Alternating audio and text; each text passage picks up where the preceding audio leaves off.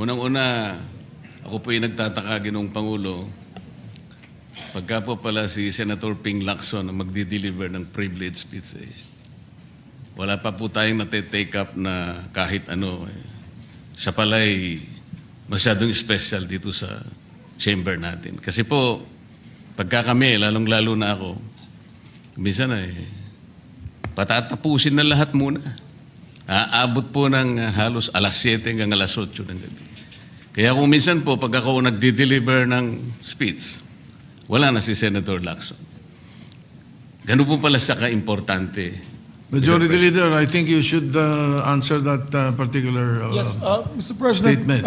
yung privilege speeches, alam mo, dalawang linggo na lang po naiiwan with due respect to Senator Marcoleta. Talagang tinutulak natin yung legislation, una, yung privilege speeches, we put always, and it's been a practice in the past, in the tail end of the discussions, because the privilege speeches can take up a lot of time.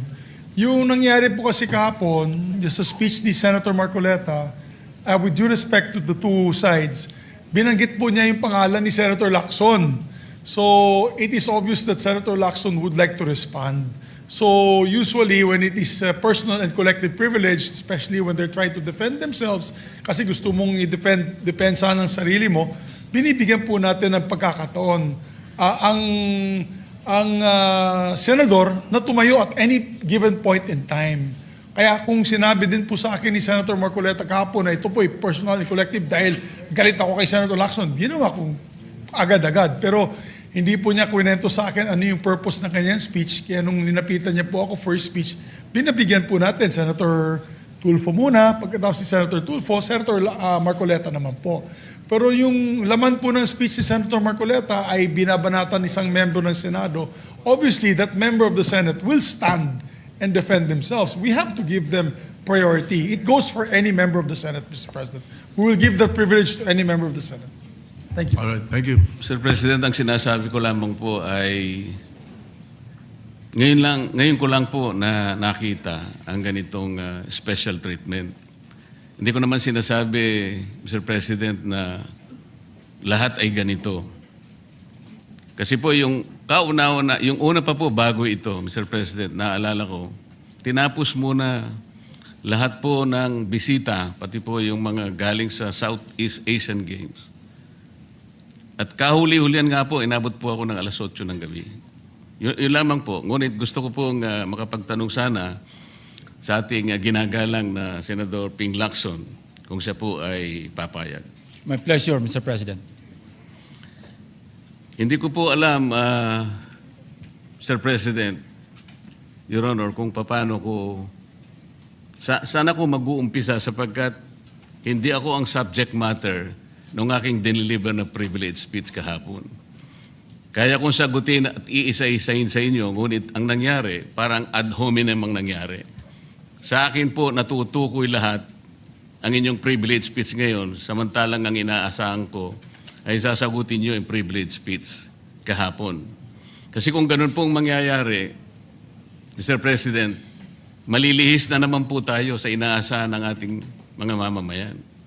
Dito lilitaw ngayon ang nauna pong mga patakarang nakita ko sapagkat kailanman hindi natin makakalimutan at huwag nating kalimutan na talaga pong nilimas po ang kabangbayan. Yun na po yung gusto nating pag-usapan dito.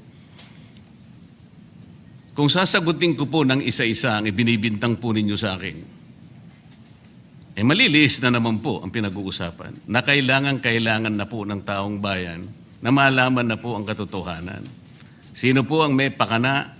Sino po ang mga mastermind sa nangyaring nakawan sa ating kabangbayan? Ito po ay hindi pangkaraniwang pagnanakawan, Ginoong Pangulo. Yun po ba ang gusto niyong mangyari, Ginoong Ping Lacson? Negative po. Sigurado hindi po yun. Bakit kayo po? po naglilist, sino pa po nagsimula nito? Nung una Bakit pong po? privilege speech ninyo, hindi ko na sinagot kasi ayoko magkagulo. Pero enough is enough. Kahapon, nanonood ako sa aking opisina, gusto kong bumaba, kaya lang malalim na ang gabi at ayoko maabala yung trabaho sa Senado. Kaya nagsabi ako sa ating Senate President, at ito'y na-manifest niya kahapon, narinig ko, na I was told na sasagot ako ngayong araw na ito. Wala pong gustong maglihis sa usaping flood control. Ako nga po, very passionate po ako dyan, mulat sa pool. Wala po kayo rito. Ako po'y talagang lumalaban sa korupsyon. Pagdating sa national budget, pagdating sa lahat ng usapin, hindi nyo po matatawaran ang aking hangarin, maituwid ang lahat ng katiwalian dito sa ating bansa dahil hindi po tayo muusad. Pero enough is enough. Patuloy po kayo sa pag-atake sa akin. Balikan nyo po, res ipsa loquitur. Andyan po lahat eh. Wala po ko inimbento. Salita nyo po lahat yan eh. Sabi nyo, iniinsulto ko kayo. Sagutin nyo po. Totoo po ba o hindi yung ating napanood sa mga video? Totoo po ba o hindi yung aking mga binanggit? Tapos na po kayo. Tapos na po. Kasi po ganito May I eh. suggest that the two gentlemen address the chair instead of addressing each other? Sorry, Mr. President. Pagpaumanhin po ninyo, Ginoong Pangulo, ngunit nakakalimutan po ng ating Senator Ping Lacson na siya po ang nagumpisa sa ngayon lang eh. Ako raw po ay defensor ni Diskaya. Palagi niyang ipinipilit yon. Hindi niya makalimutan ang sinabi ko na nung ako po ay nasa Blue Ribbon Committee, tungkulin ko po kasi na ipaglaban ang sino man, witness man siya, resource person, siya po ang kauna-unahan na nag-apply ng Witness Protection Program. Sa aking palagay po, nung panahon na yon, ay kakailanganin namin siya sapagkat mga pangalang malalaki ang dapat na makuha natin. Hindi naman siya, ang ibig ko sabihin, si Diskaya po ang mismong nagbigay po ng kanyang kagustuhan. Nung una po, Mr. President, ayaw ko ang maniwala sa kanya. Kaya sinabi ko sa kanya, gumawa ka ng sulat, kahit sulat kamay, para sa ganun, walang masabi ang iba na parang ako pang nag-initiate sa'yo dahil hindi kita kakilala. Kailangan malaman muna natin kung ano ang laman ng iyong testimony. At kailangan ma-determine natin kung talagang meron kang may kukontribute na mga pangalan. Kasi importante na lumitaw ang mga pangalan ng mga taong talagang utak ng pagnanakaw na ito. Yun po ang pinag-umpisahan nun eh. Dahil mabigat ang kanyang gagawin, Mr. President, nakita ko sa kanyang kagustuhan na siya sumailalim sa Witness Protection Program. Kinilala ko naman yun, Mr. President. Malalagay nga sa alanganin ng buhay niya. Yun po naman ay nakalagay sa batas eh. Bakit ngayon aakusahan ako na ako pa ang nagdidepensa sa kanya? Nandun naman po sa batas eh. Kaya nga po nang ipilit po ng ating DOJ Secretary na pinipilit niya magkaroon ng restitution, sinabi ko huwag mong gagawin yan. Wala naman sa batas yan eh. Ipipilit ninyo sa pamagitan ng memorandum ninyo na kahit wala sa batas para siya maging katanggap-tanggap na witness protection program witness, ay gagawin ninyong mag-restitute siya. Wala po sa batas yun, Mr. President. Yun po yung nilalaban ko. Kung napagkamalan niya na dinidepensahan ko, hindi po pwede yung ganon, Mr. President. So ngayon, hanggang ngayon, pati ba naman ng asawa ko na independent director, kakalantariin pa rito. Saan ba natin pag-uumpisa ng pag-uusap na ito? Pagkatapos, ipipilit na naman ninyo yung Kalayaan Island Group. Ano po ba patakaran dito, Mr. President? Ginoong Lacson? Kailangan bang samot-samot ang gagawin mo para sa isang privilege speech? Kayo po'y matagal na sa Senado. Alam ko po, kabisado nyo yung patakaran dito. Ang isang privilege speech nakatutok lang sa isang subject matter. Pero ang gagawin po ninyong samot-samot ito at pagkatapos ay mag-uumpisa kayo na parabang ang nilalaman ng privilege speech ninyo eh puro ad hominem. Wala po tayong matatapos dito. Ang hangarin po natin dito ay yung subject matter na pinipilit natin sapagkat ito po ang inihintay ng taong bayan. Kung sasagutin ko po ng isa-isa at ang iba po'y sinagot ko na, ay lalayo po tayo.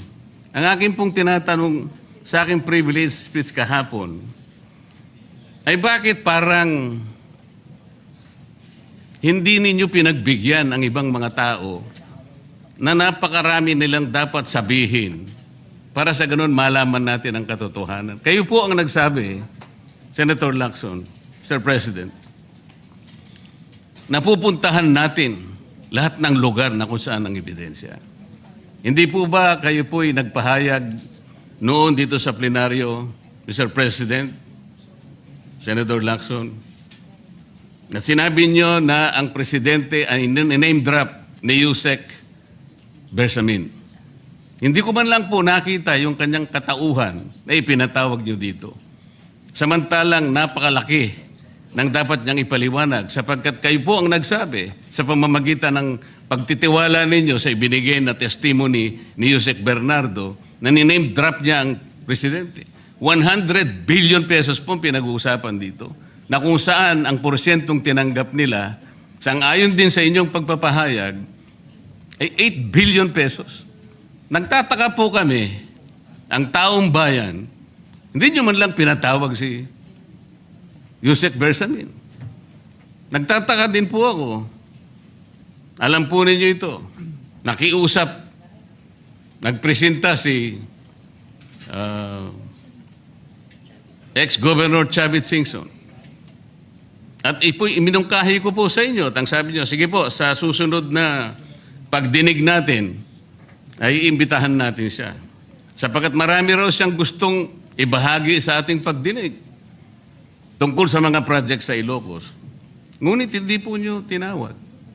Yun po yung pinagtataka. Ito po yung gusto ko sanang sagutin ninyo. Sa akin po, wala nang kwenta kahit na ako'y patutsadahan ninyo na ganito ako, ganito kami, ganyan.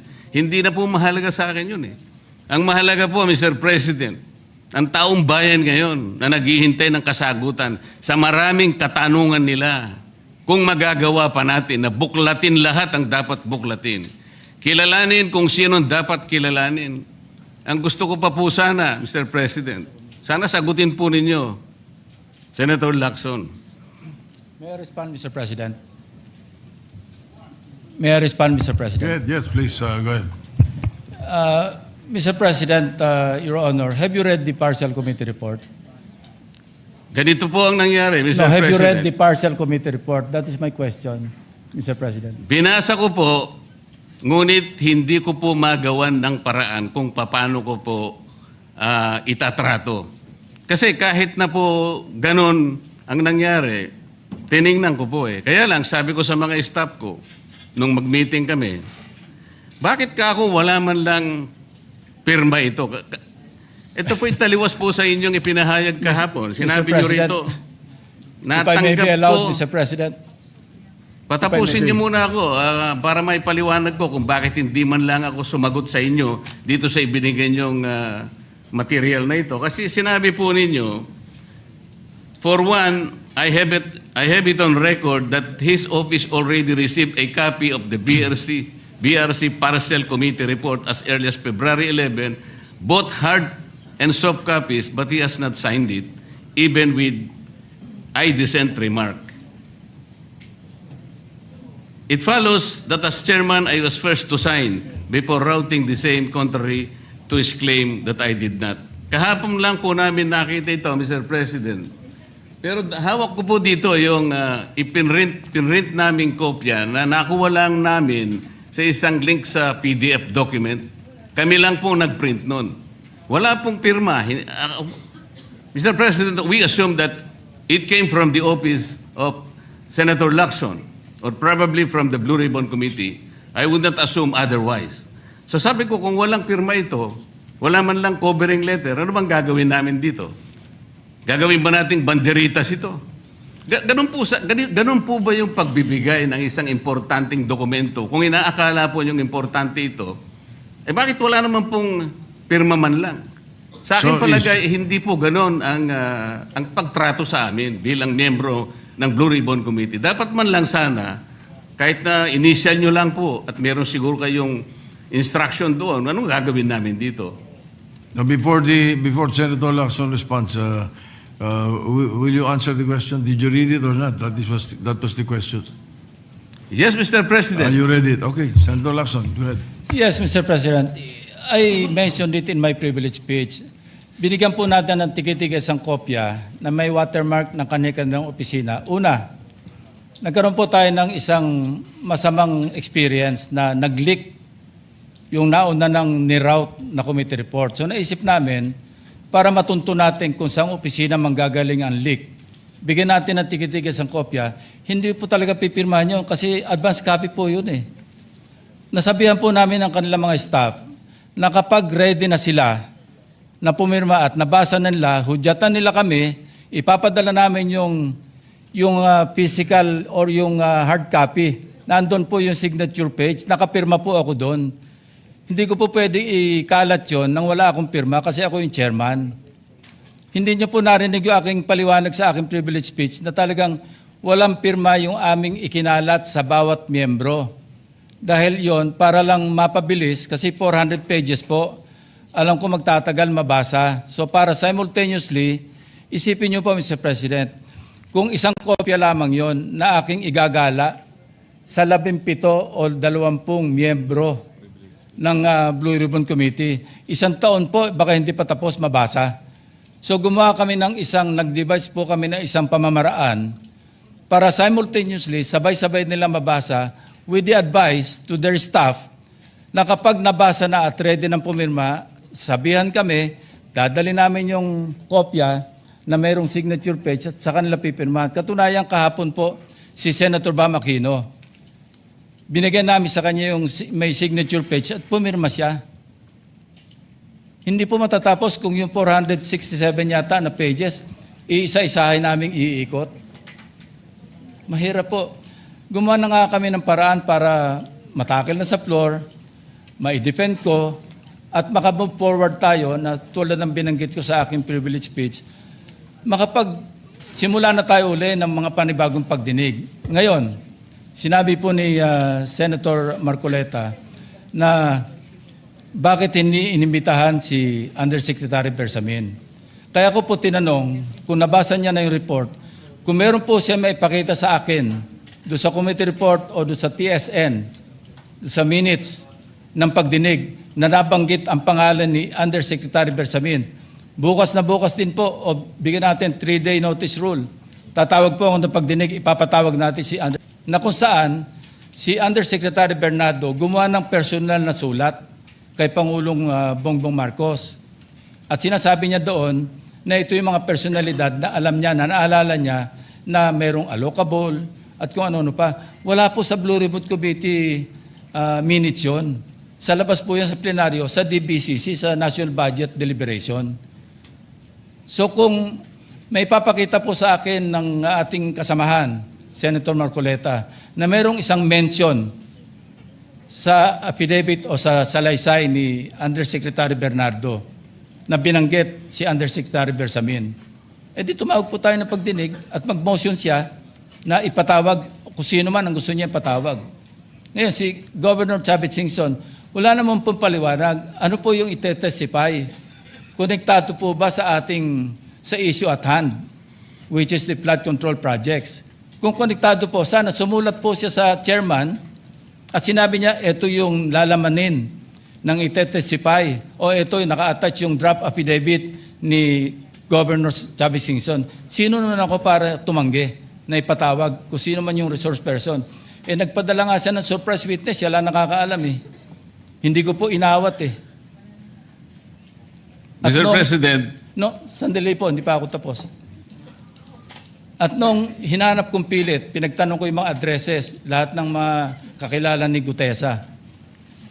At inalam po namin sa pamamagitan ng CCTV footage, baka naman merong sumalubong o merong kasama na pwede natin matunton kung nasan si Gutesa. Ganun po kasi ang aking pagnanais na talagang get to the bottom of this issue. Pero bigla po nawala eh. Ano po magagawa ko? Mr. President, wala nga pong nakasulat doon sa transcript tungkol nga po doon sa binanggit niya sa plenary na pangalang Adrian Bersamin. Paano nga pong mababanggit doon, Mr. President? Hindi nga niya pinatawag eh. Samantalang dapat niyang ipatawag, siya mismo ang nag-highlight. Isip-isipin po ninyo, nagawa po ni Senator Lacson na isama sa plenary debates ng ating 2026 budget. Ganun ka-importante ang bahagi na yon, Mr. President. Hindi ba dapat ipinahayag mo yun eh? Malaking bagay yun. Ibinulgar mo pa nga eh. There are 2 public officials I will reveal this morning. Ganun lang. Ba't hindi mo pinatawag? Kung pinatawag mo yun, malinaw na malinaw, nalagay sana sa transcript. Ganun lang naman ang ibig sabihin eh. Sa mga tweet, iniwasan po, Mr. President, para hindi malagay sa transcript. Pagkatapos ikakatwiran po ninyo, kung nasa transcript, di sana pinatawag ko. Baligtad po ang ginawa ninyo, Mr. President. Katulad din po sa 30 Nara Street sa South Forbes. Ilan po yung binanggit ng mga tao doon?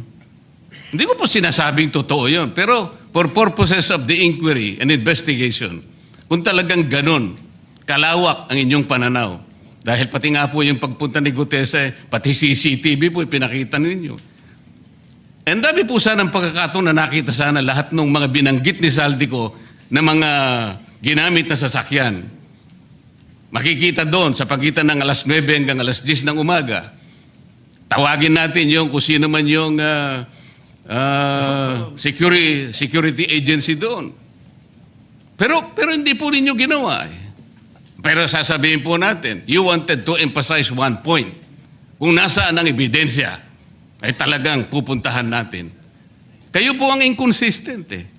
Pagkatapos ako ang sasabihin ninyong inconsistent. Ang dami po eh. Nakiusap ako na, sabi nga natin, ang dami pong tumuturo sa pangalan ni Martin Romualdez.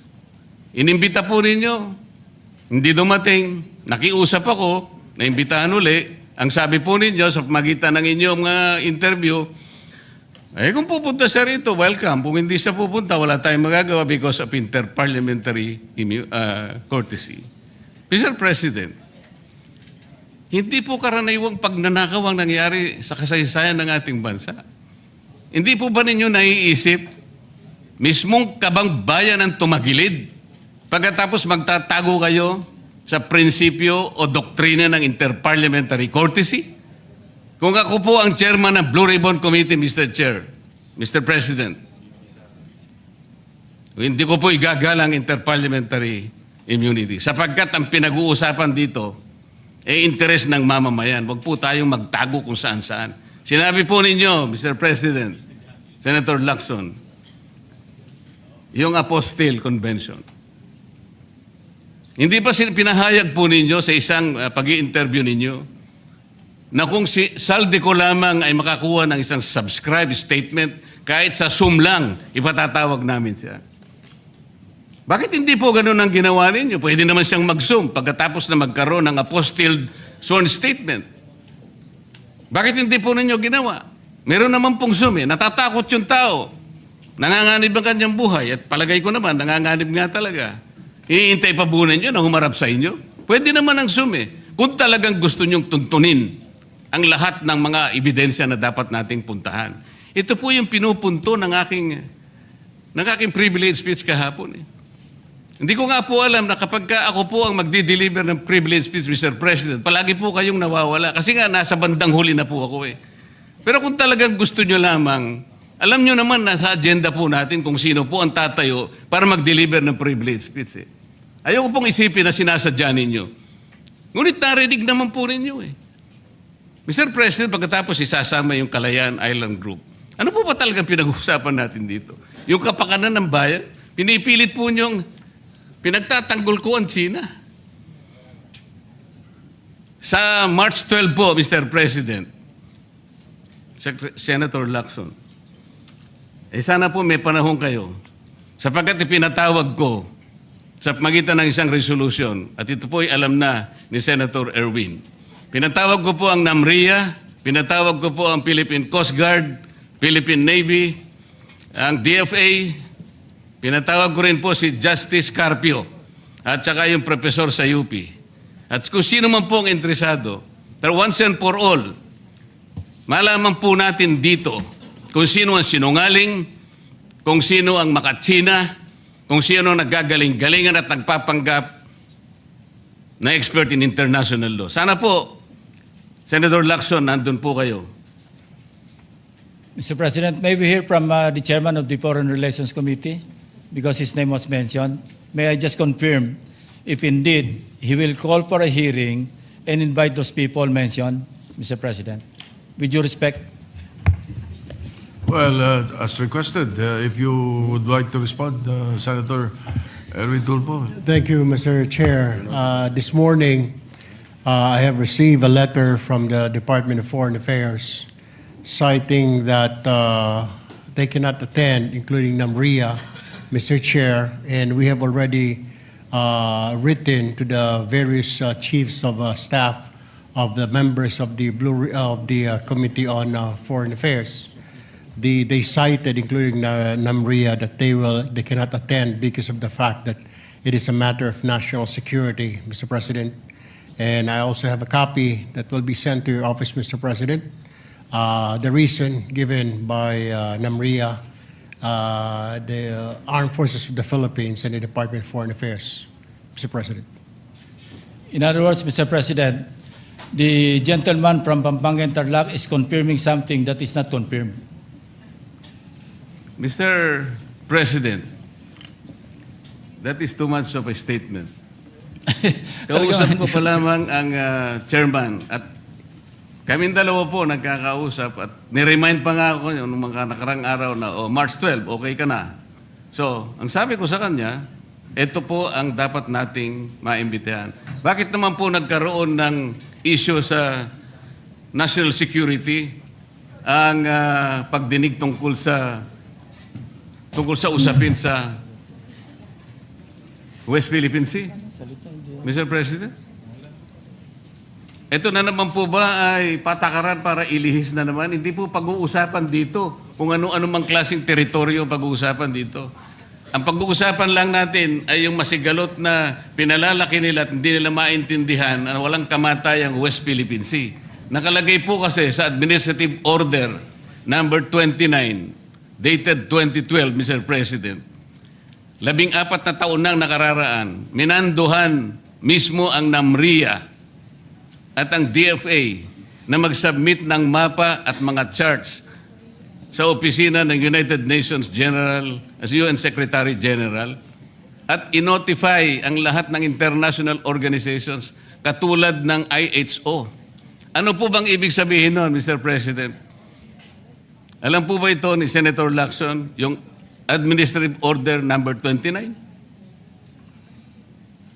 This is something between the chairman of the Foreign Relations Committee and the gentleman from Tarlac and Pampanga, Mr. President. Hindi po, tinatanong ko po kayo. No, kasi, I don't know Administrative Order number 29. Mr. hindi po ninyo alam, sasabihin ko sa inyo. I don't Ulitin need ko. to know, Mr. President. I'm not interested. Hindi po kayo interesado sa isang bagay na napaka-importante sa ating bansa? Hanggang ngayon, hindi ma-drawing ang West Philippine Sea. Hindi kayo interesado? Hindi po ako rin interesado sa sinasabi ninyo. Maring hindi po kayo interesado Kasi, sa sinasabi ko. no, Ngunit this ang sasabihin ko, interesado ang buong Pilipinas. Sapagkat ito, dito nakasalalay po kung sino nagsasabi ng totoo. So ayaw po ninyong malaman ang totoo, Ginoong Lacson? Kasi po, Mr. President, ang ipapalabas na naman niya, yung China, may karapatan dyan sa lugar na yan. Kaya ayoko na po marinig kasi ilang beses na po natin narinig yan, medyo masakit na sa tenga eh. Alam po Kaya ninyo, sinasabi ko po, ayoko na marinig Mr. kung nanggagaling sa kanya, Mr. President. Si Senator Lacson po ay, ang pagkakaalam ko, isang magaling na investigador. Eh ngayon po pala yung manghuhula na. Paano po niya nahulaan? Ang sasabihin ko ay, The debate is going into Yeah. motives and all of that. So, motu proprio, the presiding officer declares the session suspended.